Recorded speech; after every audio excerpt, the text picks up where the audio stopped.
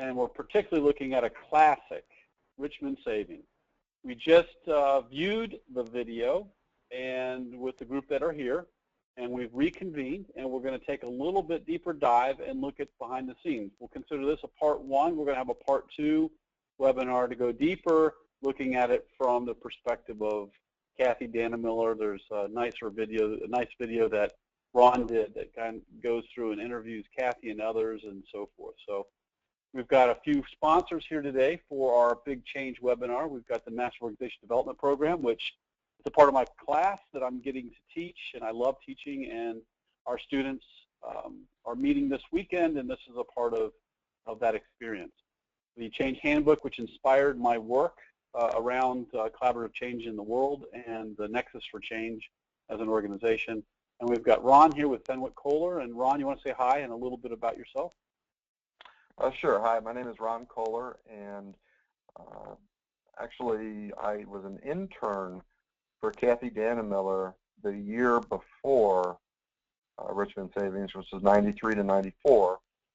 And then if you see at the very end of the video, in the aqua sweatshirts, Kathy was there, Stosh was there, and then the handsome Greek guy with a thick bushy mustache is one of my best friends, Jim Manilakis. And so I've been talking to him the last 2 days because he was there, and actually I had taken a job to get some experience out of college, and I was actually working on a big American Express tech job that Steve and I were talking about yesterday while this was happening. Well, thanks, Ron. Thanks for making the time today. I appreciate it. Mm-hmm. Yeah, and so we're going to jump in to the discussion. So I'm shifting over, and let's jump into discussing the case. I love this. I honestly, Ron, I don't know how many times you've watched it. I've watched it 100 or more times, maybe 200 times. I can't tell you how many times I've watched it. I learn something every time from watching it. And every time I do an event, I come back and watch it, I understand a little bit more of what it takes to prepare for an event like this, to actually hold the event like this, and then what happens afterwards and how to manage that. And you and I have that article, the Change Formula article, the DVFS, and we added the S, and we talk about the history of the change formula from way back when, and a lot of that is connected into what this event is all about.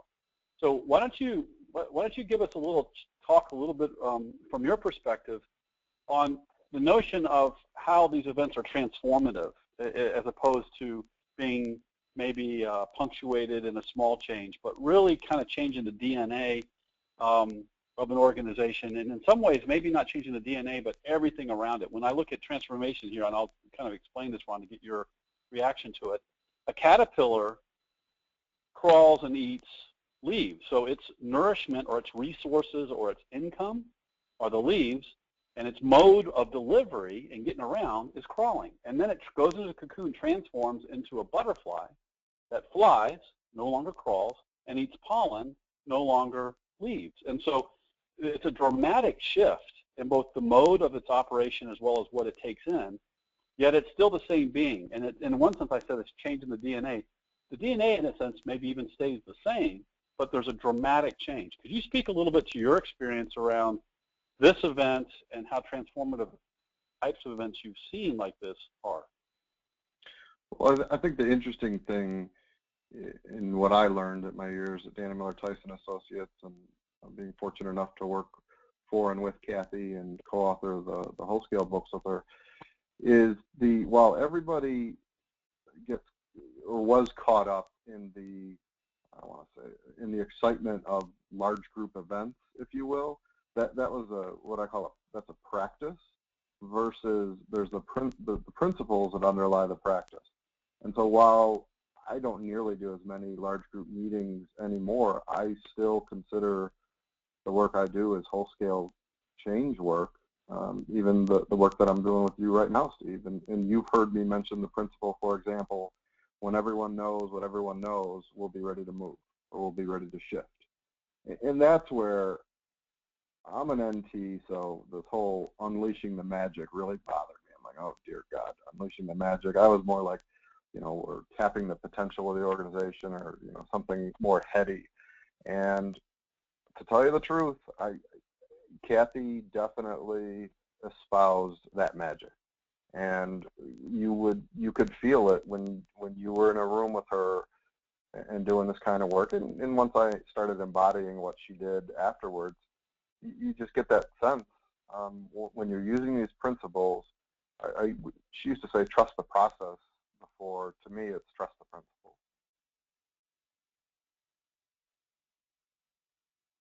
And that's all I have to say about that.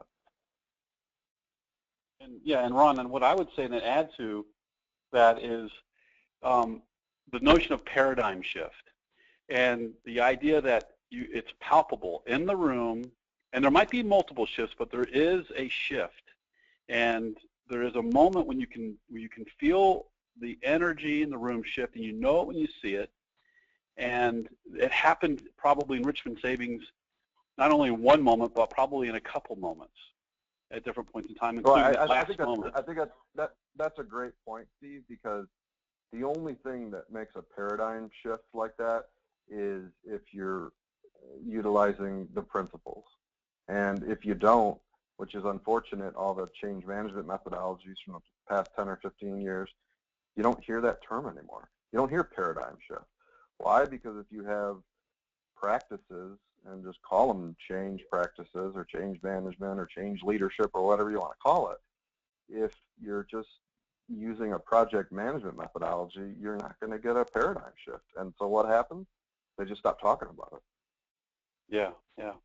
And so as you all are out there listening to us chat, you probably have questions. And in the chat room, please go over there. So if you haven't opened up a window, open up a browser window and go to tinyurl.com/Steve Cady webinar.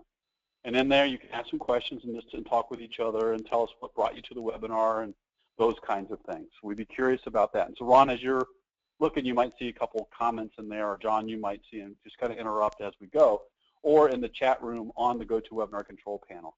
So with that, we're looking at Richmond Savings. And the notion of a paradigm also means, Ron, that once you have an experience or you have this awareness, you can no longer go back to what you were before. So it's once you see it, once you get it, you can't unget it. Have you seen that, kind of in the terms of Richmond Savings, how does that impact that organization? When they get it, they can't go back and be what they were before. Well, to me, it's interesting because since that experience and learning that from Kathy, I've had several other interesting experiences like that. One that comes to mind was BASF, where when we were called in, the main client was he was having a lot of problems and people weren't connecting with him at all. And he was very gruff and very much of a thinker and didn't care about feelings and emotions, etc. And then there was also a woman that was in that organization that she embodied the heart. And I remember after we went through that work I did with Kathy Church, who was another Dana Miller partner, and when we were finished with that work, I remember the guy shaking my hand and saying, I didn't like you guys when you first got here, and I didn't really think what you were going to do was going to work, but I must say, after 3 months, our numbers have turned around, and I'm not having as many problems, et cetera, et cetera. So he got what he wanted. And then the person who embodied the heart, she said that she had been there forever, and she was crying as she's driving into work. And she said for the first time in a long time, she loves driving to work now. And that was Kathy. That was Kathy's one brain, one heart. That's where the shifts happen, is not just one type of shift, but shifts that touched different personality types and different personas. That is really, really a good point. And when we look at blended events, and this event here is a method event. A method event is using whole scale and all the principles in Kathy's approach, whole scale change, to facilitate this event and make it happen. There are also blended events, and that's kind of where we are today, as opposed to way back in the 1990s, where a lot of the methods in the large group events were focused on future search or whole scale and open space and so forth. And so people have these activities that are in the methodologies, like telling our stories. And sometimes they get blended together into an experience, like telling our stories with maybe an appreciative interview or something like that. And then you can get these blended events now where they blend whole scale and future search and so forth. What we're focusing on today is not a blended event, but we're looking at the activities that create the experiences that created a collaborative event for Richmond Savings. And we're really focusing on the role of whole scale change. Ron, did you want to speak at all to any of the notions of blend, knowing that we're staying focused on whole scale and its effect on Richmond? No, I mean, I definitely relate to this more because imagine using the principles in an organization where you can't get everybody in the same room at the same time. Well, guess what? You can use some of the technical tools out there as long as you use the principles. And Steve, you and I are doing that right now, and it is it's a big shift. I mean, that was the charge that Kathy sort of put to me, was how are you going to take this, kick this can further down the road. And that's definitely one area where I feel that I've done her proud. And so I'm very passionate about this blended part of it. The technology, the tools are so misused out there. Even this one we're using right now, GoToWebinar. It just frustrates me, but it's nonetheless, I think it's super important. Yeah. Cool. Well, thanks. And so when we look at Richmond Savings, there's the event. This is not it was an event that was comprised of a series of experiences that were created by a series of activities using the whole scale principles. In order to create the event, there was a before the event, the during the event, and after the event. And in addition to that, when you look at the event, the before, during, and after, there is the anticipating of an event, and there is the leveraging after the event. And so could you speak a little bit to how you think of the flow? This is my way of thinking about kind of what happened. Could you speak a little bit to your thoughts on just the general flow? Well, to me, it's when do you get feedback and or input from what I call change recipients, which is most of the organization, and it is also the people who are shut out of any kind of change management planning these days. The change agents and the leaders, we seem to have reverted back to our locking ourselves in a room and then telling people what's going to happen as it's happening. The flow that I like about here was Richmond in particular had tried to achieve these same kinds of goals. And so what you call, I mean, that was, in this case, it was a year, maybe 2 years. There was constant stops and starts and things weren't going well, and then they got Kathy and Stosh involved. And it's about getting the organization ready to shift. So while a lot of people see, and the most tangible, visible thing is the event planning, if you will, there's a lot of other pieces of what needs to happen after that you need to start thinking about planning for, moving on before, so that when the shift happens and people's hopes and expectations are up, that you have the plan, the wherewithal to make that happen. To me, Steve, that's your addition of S to the DVF model. Yeah, and that's what came about. I'd sit there with Kathy and talk about the change roadmaps and that kind of stuff. And while she challenged us to kick the can down the road, she really had a hard time with thinking you could pin down a long-term change roadmap and kind of think about all the stuff that goes into and all these multiple events and all that kind of stuff. And again, that will be for later conversation. And I think the point here that you're saying is you got an event, you got to be anticipating the event, and you got to do things that create the conditions for actually the before the event is actually the planning of the event, yet there's stuff that happens before it. There's the consulting team. There is the organization. There are all these kinds of things that are happening, and you got to be anticipating the before, during, and after, and then you got to be anticipating the leveraging that goes on after the after of the event, you know. And so there's a whole lot of stuff that happens here in the process. And with Richmond Savings, it was a really pretty a pretty great design in my opinion. And the reason it was such a great design in my mind was that it was done to meet the unique logistic needs of the organization, because they, in the design process, the before, they addressed the 3 questions: what's the purpose, who needs to be involved, what conversations need to take place. Could you speak a little bit to what the typical process of, in terms of planning, the before stuff? So we were done with anticipating, we're in the before of the event, and these 3 questions and sort of your thoughts on how you utilize this and how it might have been done during this particular case. Well, what happens is, as soon as leadership or management says we want to get people's input, so if it's a large group meeting, if it's a survey, if it is a town hall meeting, any kind of place where hopes and expectations start to rise, if you don't match the expectations in terms of having some kind of progress, not change, progress. If people aren't benefiting, if things aren't quote unquote better, and when I say better, again, there's 3 main perspectives. There's the leader's perspective, there's the change agent perspective, and there's the change recipient perspective. And what I really, really like about Richmond Savings was that the original goals were from a leader perspective, and change agents by default generally yield to the leaders. So the change agents and leaders were in that camp. For a couple of years, they were working with consultants and working with people trying to get those goals achieved.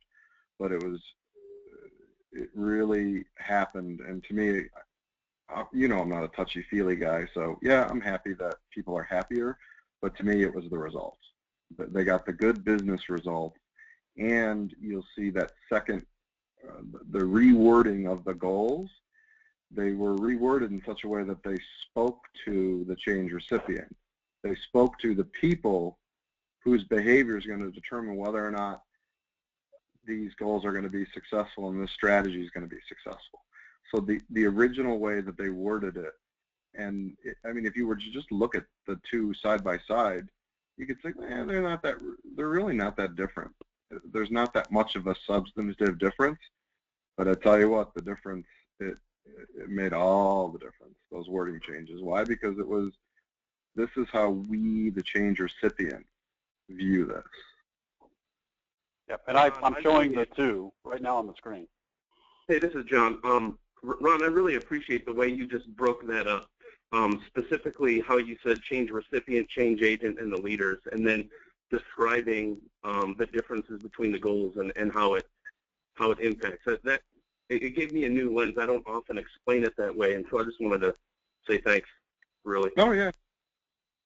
Yeah, we've been using that a lot lately. Unfortunately, the Wiley online textbook wasn't going to go, but that's part of that chapter. Is we've got a nice Venn diagram that introduces that. But it was actually from a book called Change Management and Action Oriented Toolkit by a number of great Canadian researchers, and they were just looking at change agents and leaders and change recipients as just sort of 2 big groups. And my experience was, as I looked at that, is, well, it's really 3. And Steve will tell you too, as I've started to continue to develop that and refine it, it's working. It's like a new chapter in Kathy's work. Yeah, that's great. Cool. Yeah, keep it up. Yeah. And how's any questions or comments out there in chat land, or anybody from our audience?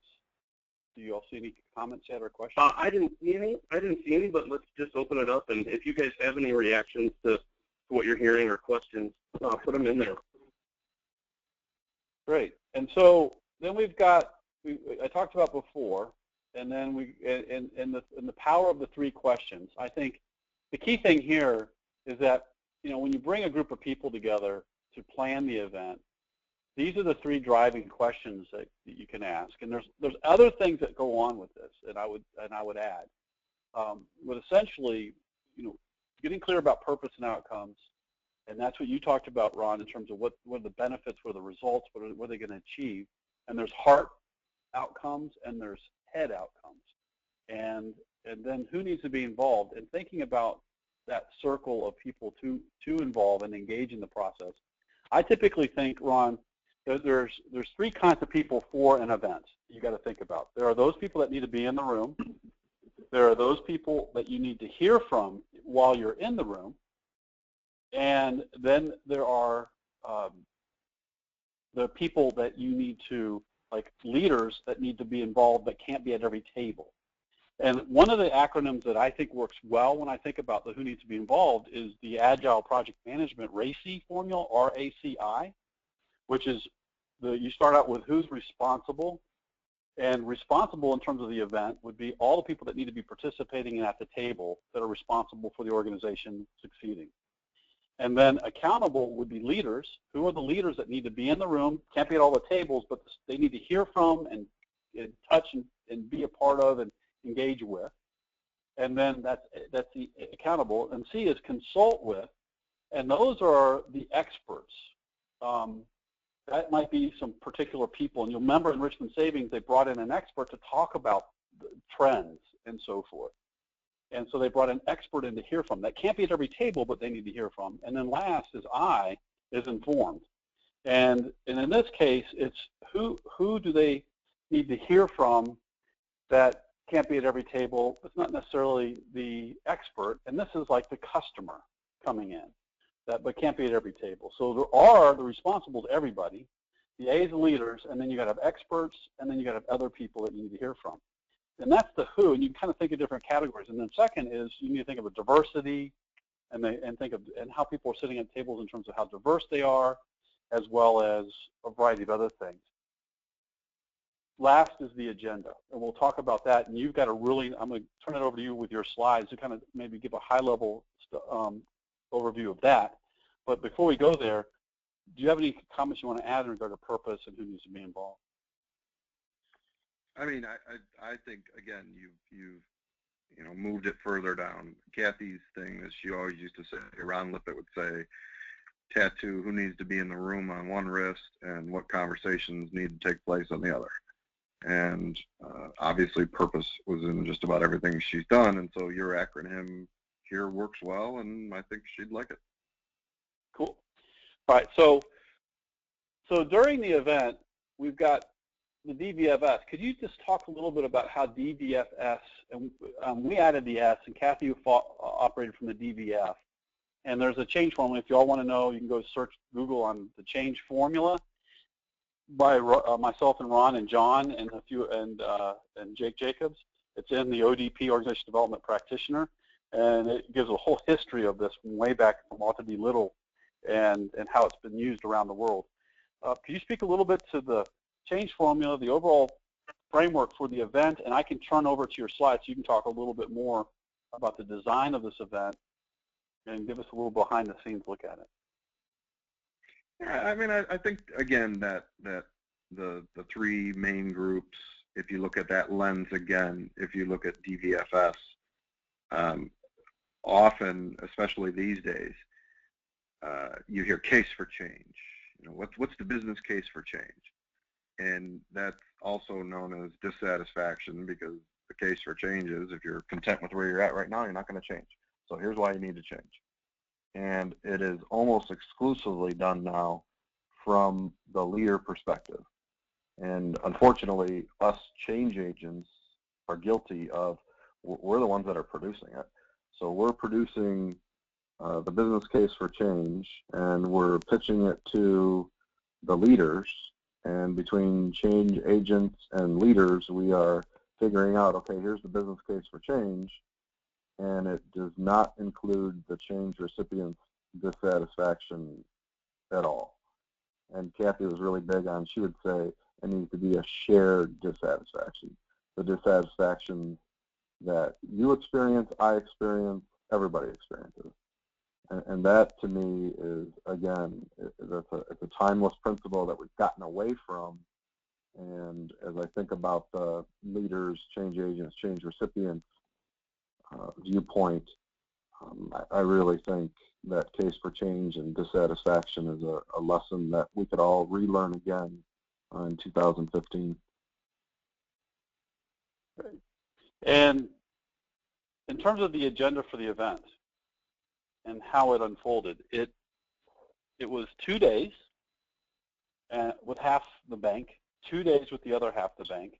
They worked on Saturday, the leadership team worked on Saturday to rewrite the strategy, and then on Sunday, they came in and presented it and did their third day with everybody together. The interesting things here that are that from what I was told is in Canada, that you cannot be required to go to work on Sundays. For certain, I'm sure there's certain others you can, but in general, you can't be required to go to work. So it was voluntary for all the employees to come up, and they only had 5 people that did not show up on Sunday after they did their first bit of work. And from what I can see is what they did in their first 2 days in the agenda, they worked on the dissatisfaction, they worked on connecting around what wasn't working or what they were dissatisfied about, getting clear about that, moving into a vision for what they yearned to achieve, and it was presented as a draft by the leaders, and then the leaders asked for feedback, they gave them feedback, and then the leaders went away and worked on Saturday. So you had one half of the group work on D and V on the 2 days, the other half of the group work on the D and the V on the other 2 days, and then on Saturday the leaders came in, rewrote the strategy, the V, and then presented it. That's where they got the standing ovation, and then they went to the F, the first steps, getting immediately to work and work at their back home units. Would you add anything to that? No, I'm just feeling stressed. I just had a life flash before my eyes kind of moment. I'm thinking about all the events where I've done that. Man, is that a pressure-packed kind of situation. I was at one event. It wasn't not Richmond Savings where somebody said, "Did we get it?" And there was crickets. That's another conversation, though. Nope, I don't have anything else to add. That was great. Okay. And so could you share the, or maybe I'm going to pull it up, Ron, in terms of time. And I know we're getting ready, but I'm just going to pull this up and see if there might be something else you want to get into. Do that setting the stage. Go back. That setting the stage. I really think, and this is a presentation that Paul Talchinsky originally created with Roland Loop, and it was specifically for work redesign, but then we were working on some other pieces of work, and over the years I've adapted some of these things.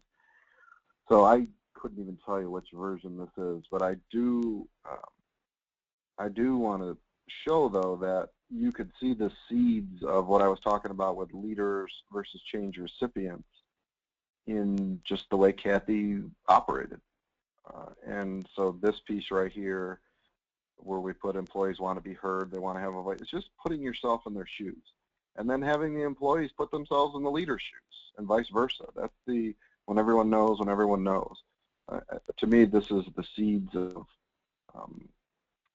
how I do my work now. So I haven't looked at the slide in a while, so that was interesting for me to see. If you could flash forward, though, I think 2 or 3 slides later is the principles.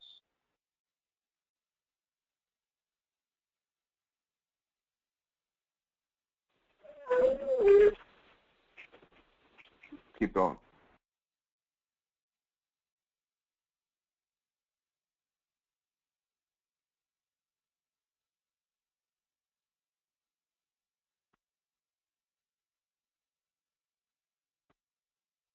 Hello. Next slide, please, where it says whole scale. Oh yeah, I'm sorry. I was on mute. What I was saying is, I was asking you if there's anything on this that you wanted to add. On this one here, I like this in terms of, it goes back to your point about change agents and change recipients and leaders, and really kind of thinking about how you got to engage the leaders and get clear with them about what they want, and then get them open to then engaging the organization in a different way. And if the leaders are willing to craft a strategy and say, this is my best thinking, but this is not done. I need you to make it better. I need you to be a part of this, and invite them into the experience. And they got to be open to that. And when they say, yes, I will do that, then they've got to pick a design team, a representative sample group, that then helps to design the event to help the organization come together to then align around that. Now, the boundaries and guidelines, I love something that Root Learning uses and Jim Howden uses. He calls, he refers to there are firm lines, things that are there's no negotiating, these are gonna happen, these changes are in place, or these things can't be changed, but these are the firm lines. These are the guidelines, and these are no lines. And being clear about those three so that you know what people can give input on, what they can participate in, and figure out how to interact with. So I think these three phases really complement what you're talking about, your Venn diagram, as well as this notion of the guidelines that Howden had. I just wanted to kind of touch on that. Well, yeah, I have two reactions to that. Everybody knows the leadership alignment piece and the organization alignment piece. I think when Paul Tolchinsky and Roland Loop were sort of leading the charge when we were back in Dannemiller of the camp of it's, what happens after the event is just as important, if not more important, than what happens at the event. And so we used to call that continuation. And then I met Rick Fenwick, who you now know, and Rick's got a different process, very different from Root Learning, though it seems similar. And from a practice standpoint, it might be. But the principles that underlie how they do their work and how Rick does his work really opened my eyes to a much better way of taking leaders and organizations after they've shifted and provide a structure, really. Again, that's why I said your S in the DVS, a structure to allow the change to continue to grow and the momentum to actually build rather than dissipate. Cool. And then the next slide that's here. That's an entire another webinar, though, Rick's whole process. Yeah, it is.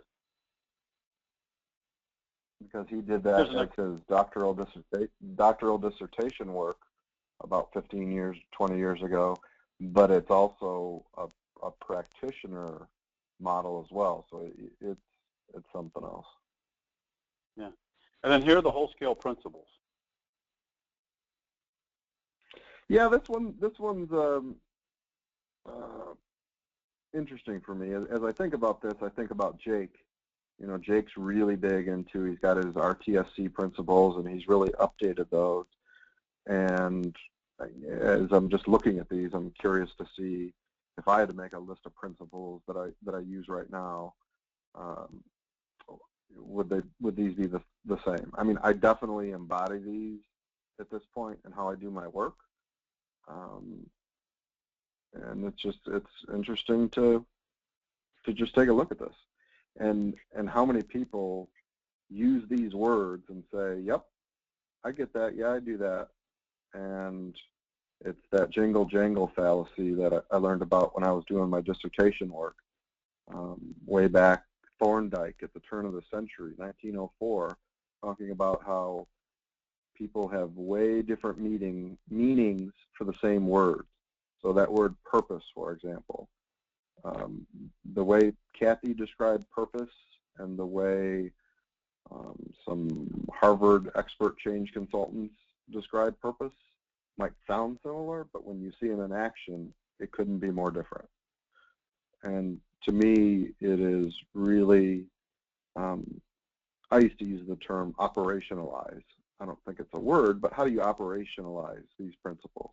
And that's really where you continue to give value.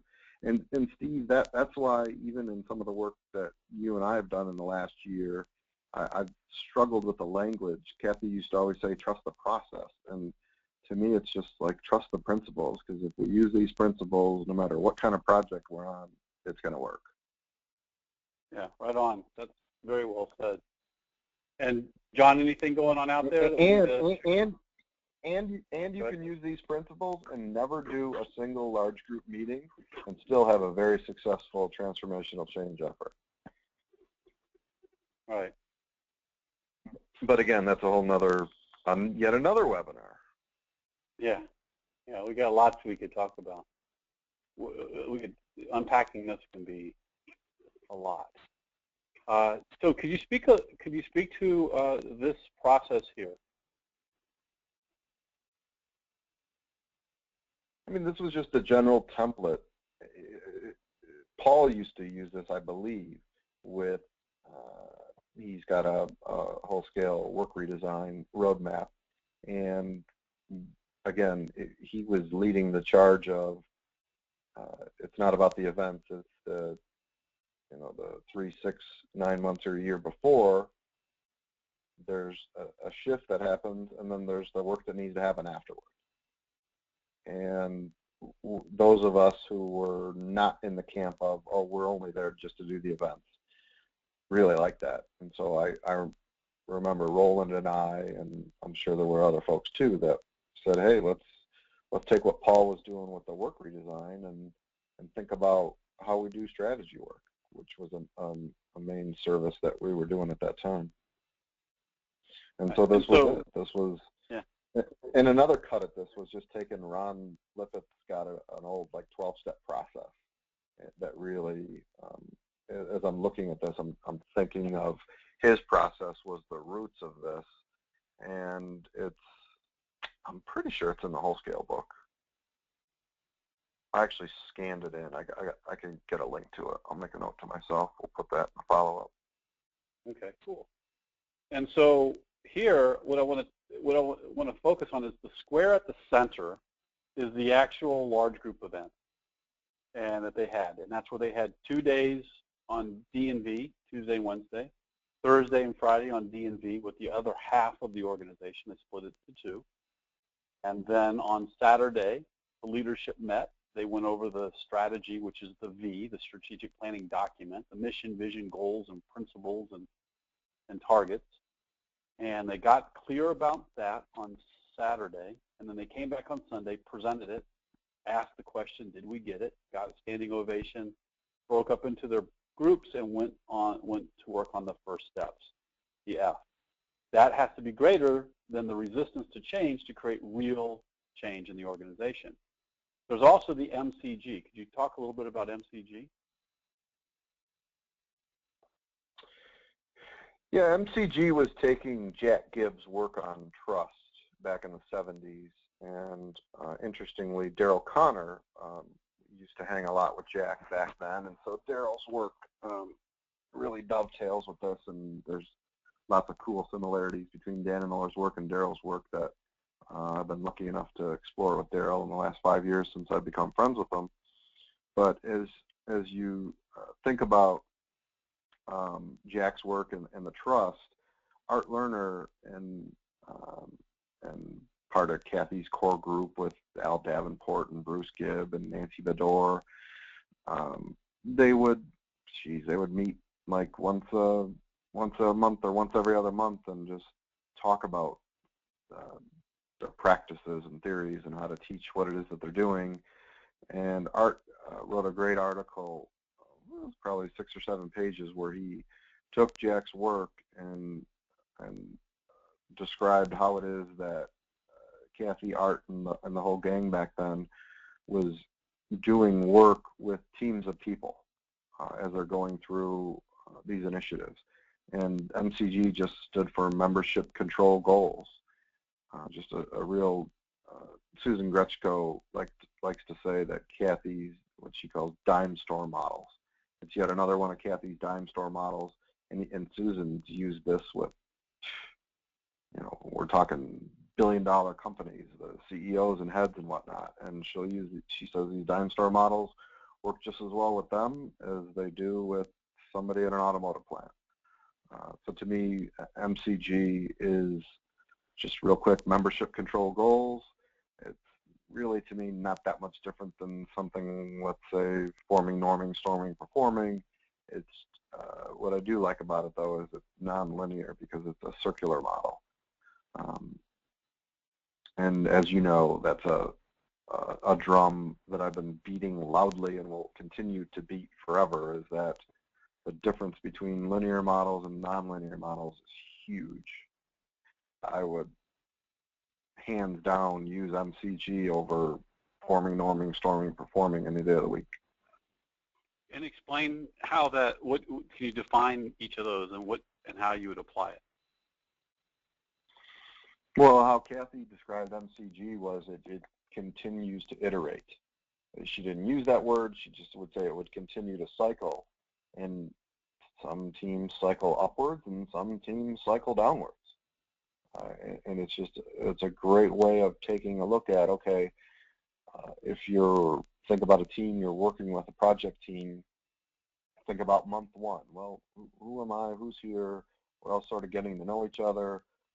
We're getting things done. Those are the goals. Well, somebody's telling us to get those things done. That's the control.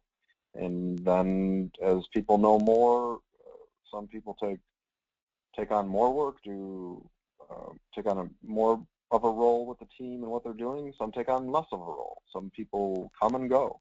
And every time somebody leaves or you're down a person or up a person, it's time to revisit, okay, let's make sure we're still clear on who's doing what and why is everybody here. How often do you go to meetings where you have no idea why somebody's there and the meeting started and it ended and it's like, who is that? And I mean, that happens in certain organizations. I doubt it happens with you, Steve, because you'd be asking them, I know you. But in a lot of other organizations that don't have Steve in their meetings, that goes on. And right away, that's a membership issue, and it stays unresolved, and it gets in the way of good team performance. Right on. So the DVFR, or DVFSR, is one. Critical mass, having a critical mass in the room that connect around the DVF, that agree on the D, agree on the V, agree on the F. If you get enough people agreeing on it and connecting around it, you're going to create the tipping point or that paradigm shift. MCG, being mindful of the membership, control, and goals. Also during the event, there's people getting input on the strategy, having input into the strategic plan, like you saw at Richmond Savings, where they had input on it on that second day, and then the leaders revised it and brought it back on that Sunday, and then you had everybody but 5 show up because they were so vested in finding out how their voice came out in the revised strategy. And then you got action planning, the F, moving to action in the short term, in the very short term, the next week to next 2 months. What kind of actions can we move on so we make significant progress on our vision that we have? So you got that as the heart, and that's the during the event. And before that, you can see all the stuff from the scoping, and an event planning team, and then the leadership meets, and they have their work. And an event planning team is a representative sample of that leadership that helps design that flows into small group work and flows into another event planning team that the leadership team picks. And that event planning team is picked to be a representative sample of the whole, and they design the logistics for the event, and they determine the facilities, how to invite people to come, who needs to speak, and they create a logistics team to really run things during the event. And you have to finalize the design, and then you have your event, and then you have your post-event work, and then you got purposeful work around the specific actions, which flow into small group work. So you have small project teams working on the specific first step actions that have been identified.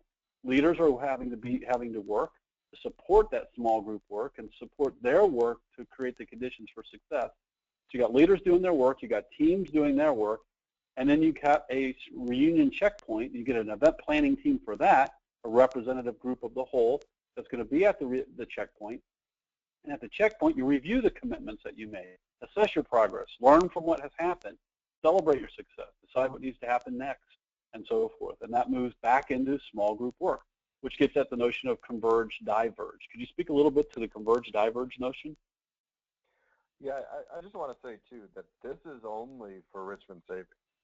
That if you try to use this with another, even a bank, let's say, I forgot to tell you too, Steve, I did work with the second largest community bank in Michigan and remade the Richmond Savings video, but for this bank and the initiative, we did it in like 2007 or 8, but the guy I did it with got really mad that Rick and I went into business together, so thus you haven't really seen me show it, but that'll be something in between this webinar and the next webinar that we'll have to take a look at too.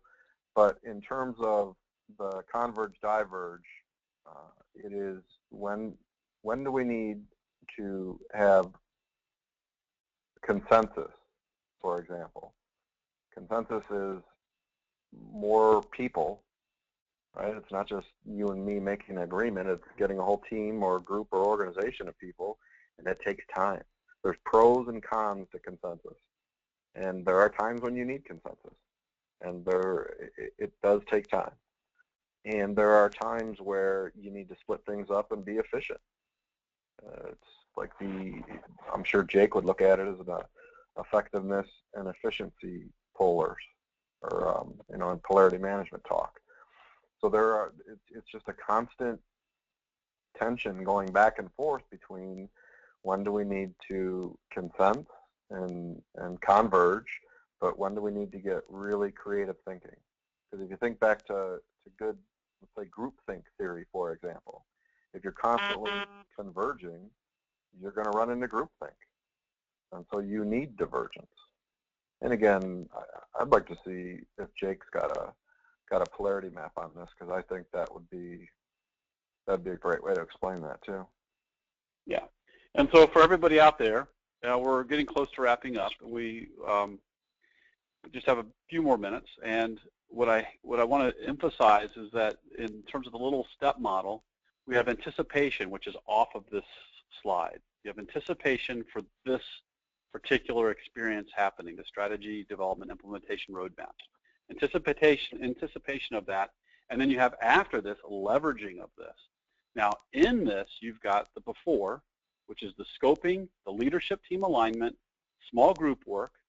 Now you got also the event planning team before any of those squares. So you got the scoping, event planning team, leadership alignment, small group work, event planning team, small group work as you get ready for the big event, okay?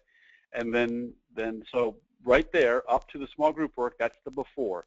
The during is the organization alignment event, and then after you've got special purpose work, small group work, leadership work, and reunion checkpoint and small group work that flow out of it. And the converge diverge is that when you come into these squares, it's a convergence of people. It's an event where people converge, and then they diverge out to do work. And then they converge back in at the reunion checkpoint, and they converge back out to do work. And within that, you get a lot of converging of small teams and groups that converge to create consensus around what they're going to work on, and then they move back out. So lots of convergence and divergence is going on. And, hey, Steve, yeah. On the chat room, Maggie had a question about how is Richmond Savings doing now, which I think is a great question. And the way I'd answer that is the way I think Kathy would.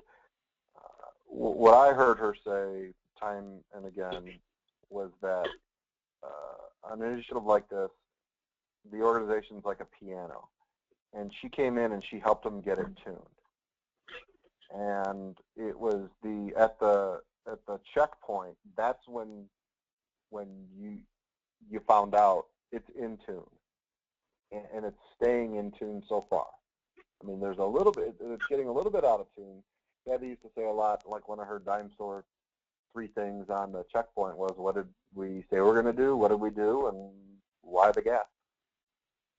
And it was and Richmond Savings, the fast forward is, if I remember correctly, they merged, I believe, with another bank. There were some mergers, and they merged after that. They achieved all of the goals, both sets of goals, the straw dog goals and the next generation event goals. They achieved all of that within 2 years, way ahead of schedule, and they, I think, merged. The president passed away from a heart attack unexpectedly somewhere in that 2-year time period as well. So my answer would be is that it's nearly impossible to sustain that without going back and doing good ongoing work. And so, I'll find out. I highly doubt that, especially, man, with a merger integration, forget about it. Those are awful. And I would say that, she, just like a piano tuner, you get in there, you tune it, and it's a matter of retuning. And how often does it need to retune? And a lot of these things, again, back to Steve's original slide, is transformation. Things die, and then there's a rebirth. And nothing's ever, I don't think anything's meant to to go on like this year after year after year after year. I don't think that's possible with human beings in our world.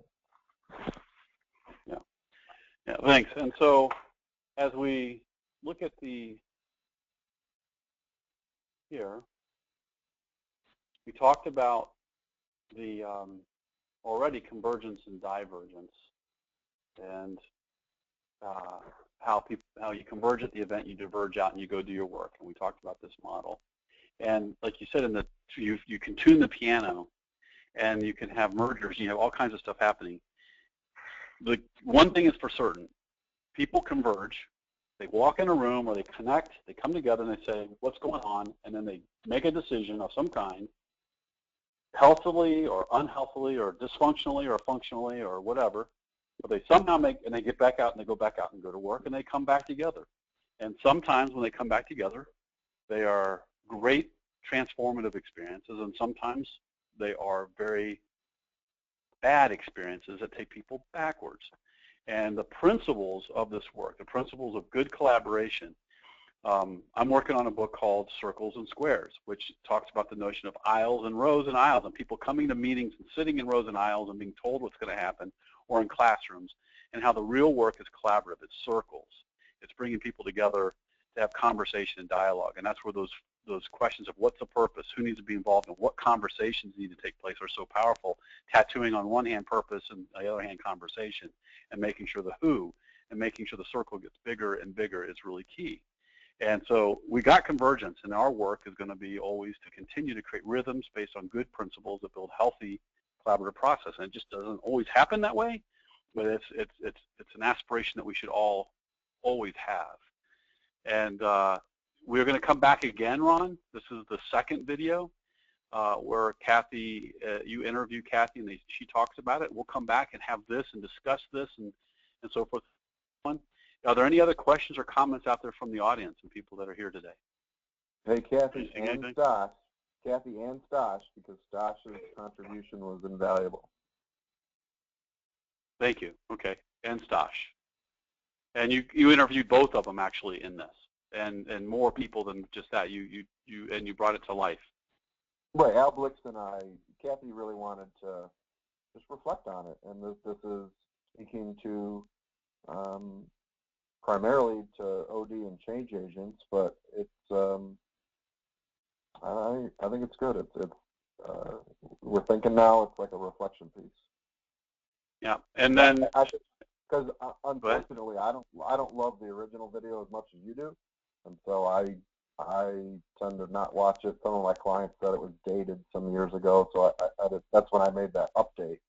And yeah. I don't often show it, but I really think this one where Kathy and Josh are reflecting, I think that's a timeless teaching tool. Yeah.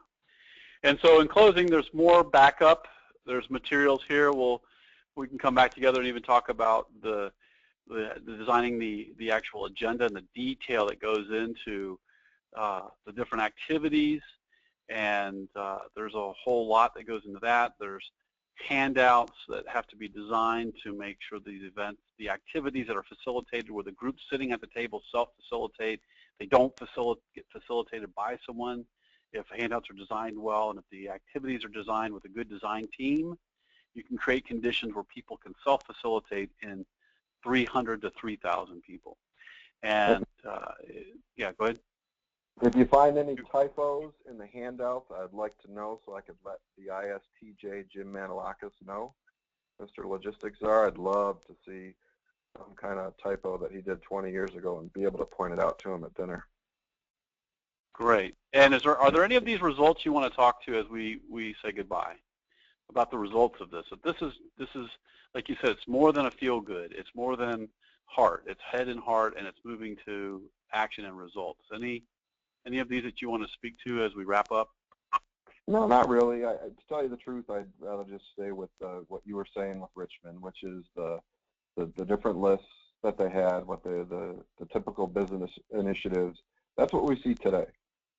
So that column one that you showed, that is 2015 all over again, or 1994 all over again in 2015, which is we've got tons of people trying to push all this I don't know, technical jargon type language, and it doesn't speak to people. And so going back to what speaks to people, well, who are these people? Let's stop trying to suck up to leaders so much at the expense of the change recipients.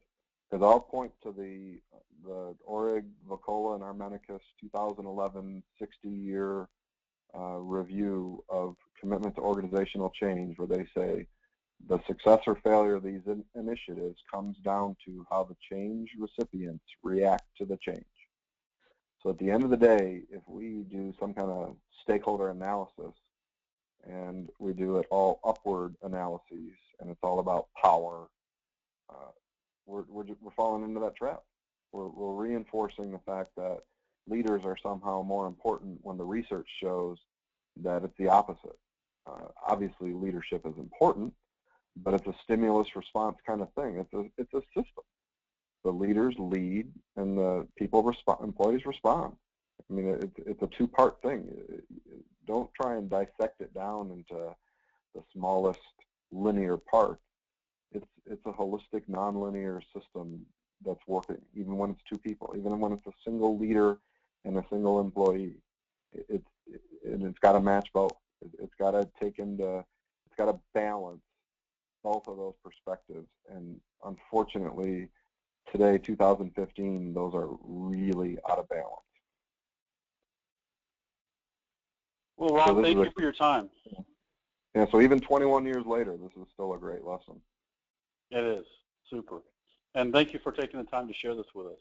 And for everybody out there, are there any checking out points?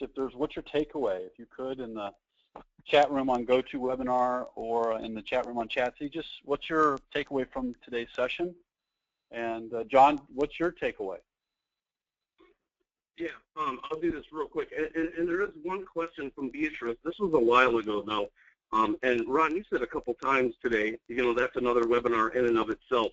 But she asks, sometimes our clients are not sure of what they want and ask for things that won't work or that they think might not work. How do you help handle that? So what are some tools I'm thinking that you use to talk with the client to? Well, I got to be perfectly honest with you. And Steve saw me do this recently. I am all about taking the client where they're at. That was a phrase that Kathy used a lot. And so what often happens is I'll take them where they're at. I'll do a proposal for what they say they want to do, whether that's what I think it is the right step or not. So let's say I want them to do some kind of big nonlinear change intervention, and they say, no, we just want a little linear stakeholder analysis. Well, do I take that work and try and get them to shift and move, take them where they're at? I mean, there's a little bit of negotiation that goes on. I can only get so much. But a lot of times I will almost never have, here's exactly what we did, line up 100% with here's what the proposal said we were going to do. Now I know that's not everybody, and other people might be different, but that was something I especially learned from Paul Tolchinsky because of the twists and the turns of process and organizational design and all the politics that go along with that. In fact, that's another. Actually, I would recommend to Beatrice Bob Shack's book, Covert Processes at Work. And it doesn't completely hit the mark, but it really talks at here's the issues we need to be focusing on with those people, because we're talking about the wrong stuff. We're talking about things like stakeholder analysis when we need to be talking about whose voice matters and the power balance or imbalance, and are people empowered or disempowered, and why? Those are the kinds of conversations, and I think we're our own worst enemy, because as change agents, we've let some people get their hands on the wheel and kind of hijack it, and it's not the right conversations. I would add two things. I'd add two things to that. One is I think of it as a tank full and empty, and meeting them where they are is going to, if they're 1/4 tank full versus where I want them to be, which is totally full, I might meet them where they are and just think about how can I move the tank a little bit more full, move the needle just a little bit with them, stretch them a little bit. And I think that's important in terms of meeting with them. I think the other thing that works well is really being purposeful and really getting them to be clear about purpose and outcomes, and then helping them see ways of achieving that purpose and outcomes more collaboratively, and just again doing what they want, yet finding ways to include the right people, finding ways to ask different questions. And like Ron and you and I in our current project, we're constantly figuring out different ways we can expand the circle, different ways we can get people included, different ways we can do that, because we know that that's going to help them achieve their outcomes that they want to achieve, and still staying within their comfort zone, but pushing them a little bit beyond at times. John, you were going to say something? Yeah, I was. I had to mute myself because of Charles, but I was actually I was going to ask you to chime in, but you did, and talking about pushing the needle. I'm trying to. I don't have anything yet, only because I lost what I was going to say. Sorry. Okay. So, I know what I was going to say. I was going to say it's interesting, Ron, that you brought up Bob Marshak, because we just did our Dialogic OD webinar with him and Jervis last week, and so we're going to be doing some community building with everyone here and with the larger Nexus community on keeping that discussion going and just reflecting on a lot of the things that we talked about today. Yeah, I'm glad you guys are doing that. I wish you talked more about, I've seen the Dialogic stuff and I've seen Jervis out in Vancouver, but I'd really, if you can get him to go back to what he was thinking about, because his intent with that covert processes at work was Shine Process Consultation Volume 3. And I think he did an admirable job, and I wish more people talked about it. I think that's what we need. We need to be talking about the content that Bob has in that book. So I'm glad you're doing that, Steve. Yeah. And we're going to use Maestro Conference for that. So it'll be engaging, and people will be able to break everybody into small groups and take some deep dives. I think it'll be a very worthwhile cohort project. Cool. Yeah. Are there any kind of dissertation help over the last few years? If I would email him a question, he'd email me right back. He's a real nice guy. Yeah, that's cool. Yeah, and most people in our line of work really help each other in so many ways. So, John, are there any other checkout comments from the chat room? Yeah, Maggie said to keep the conversation going, getting change recipients involved. She thought the hierarchy and patriarchy was supposed to be gone by now. Too much technical and no social. We all need to understand the value of socio-technical systems. I think that's what she meant by SDS. Yep. Miguel said, thank you very much for holding this webinar. And I would just say my key takeaway was it's how the change recipients feel about the work. So just that distinction of the three leaders, change agents, and change recipients, and then it really is how they, what their takeaways are from the change process or from the progress process. Yeah, all three, I think, too, because you may have heard the way I've said it is because they've been so neglected. I want to make sure it's all three need to be aligned and important. They just seem to be the voice that's not being heard right now. Great. And so we wrap up. John, is there anything else you want to share as we check out? We've got a LinkedIn follow-up discussion. There'll be a survey, and we've got the next upcoming sessions. Yeah, the next session is June 22nd. Emails will be coming out Monday, and that is for conversation with the founder of Maestro Conference, and so that will be actually our first of 4 Maestro Conference sessions that we'll be doing this summer. And that will be coming out on Monday, so make sure you sign up. Awesome. Well, John, thank you. Ron, thank you. Everybody out there, thank you. We are done for today. Thank you. Thanks, and I'll see you all again soon. Bye for now.